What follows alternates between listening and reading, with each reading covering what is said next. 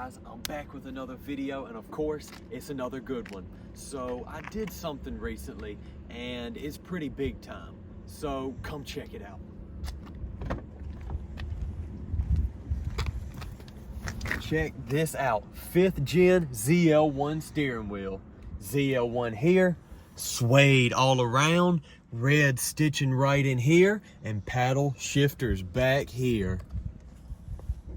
If you're wondering how these paddle shifters work, I'll explain. So when you buy the wheel, at least in my case, I bought this 5th gen ZL1 steering wheel off summitracing.com. It was pretty pricey, I'll be honest. I'll get to prices later in the video, but it was relatively pricey. And then for me, I bought the wiring kit off Mr. Tolbert off of Capriceppv Enterprises. It was 45 bucks, so very cost effective. And here is the button, the switch. If you can see right in here, you can switch it on and off. That's where it got mounted. I dropped it off and got it installed, and I also got my transmission and rear end service, blah, blah, blah. But yeah, it runs from the BCM over here, clock spring BCM, and then it runs down here. You can mount the switch wherever, but I got it mounted right in here. And for the paddles to function properly, you need to adjust your tune file. So either you can do it or your tuner can do it. For me, my tuner, I got a tune on my car, and so he went into the HP tuners file and he adjusted it. There's a couple settings you need to enable and disable and adjust. But for me, all I gotta do is when I'm driving and it's just in drive regular, just lean down, flip the switch on, and the paddles are ready to go. All you got to do is upshift, downshift as you please. And let's say hypothetically I'm doing a 40 or a 60 roll in Mexico. All I have to do is, of course, have them on, and I'll be driving, and downshift to 2nd or 3rd or whatever, and then apply throttle and shift at about the same time, because obviously you're racing in Mexico. So you want to apply throttle and then shift, turn it on, turn the switch on and off. You want to turn it off immediately after you apply throttle. I hadn't done it yet. That's what I've heard you're supposed to do, and I'm pretty sure that's true. So yeah.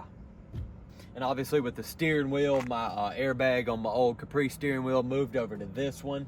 And the 5th gen ZL1 steering wheel is very similar to the Caprice. I'm pretty sure same buttons over here and same buttons over here, cruise control, and then the radio stuff over here. But ZL1 logo, it is a good looking, very comfortable, very racy, sporty steering wheel. So in my opinion, it's definitely worth the money. And as I was saying, this 5th gen ZL1 steering wheel is a little pricey. I ordered it brand new off of Summit Racing, and it was about $350 after everything. So a little bit pricey, but definitely worth it in my opinion. I've had it on for a couple days now, and it's really, really comfortable, really enjoyable to drive with, and the paddles, they work amazing. There's a little bit of delay with the paddles, but that's how paddles work on every car. A little bit of delay, but once you get used to it, it's amazing. Being able to control exactly what gear you're in, the RPM range you're in, it is amazing. I just finished up cruising for, over an hour and a half, and it is so enjoyable to use them going around curves, downshifting up to a stop sign, or even downshifting like under an overpass. Man, it is loud. And for me, I got Cook's long tubes, no cats, and a 3-inch catback solar performance system. So when I downshift, oh my God, it's like setting off fireworks. It is loud.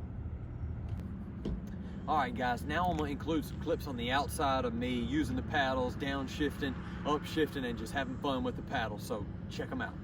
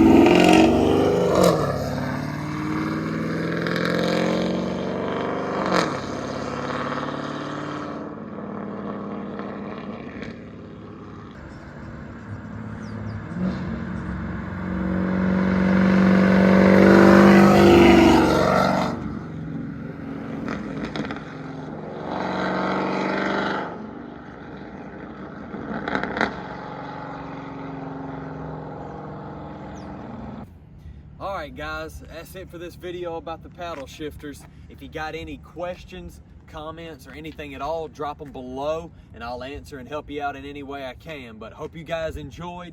Thanks for watching and peace out.